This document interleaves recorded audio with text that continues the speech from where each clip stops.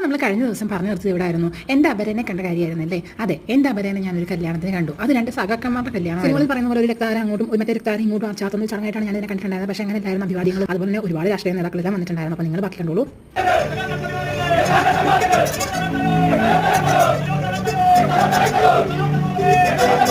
അങ്ങനെ ഈ ലൈഫിൽ ഞാൻ ആദ്യമായിട്ട് എൻ്റെ അപരനെ കണ്ടുമുട്ടിയിരിക്കുകയാണ്. ഇത് ഈ സ്റ്റേജിൻ്റെ സൈഡിൽ നിൽക്കുന്ന കുട്ടിനെ കണ്ട എൻ്റെ സെയിം ഫേസ് കട്ടാണ്. ഇവരുടെ ഡാൻസ് പ്രോഗ്രാം ഒക്കെ ഉണ്ടായിരുന്നു. അപ്പോൾ ബാക്കി നിങ്ങൾ കണ്ടോ?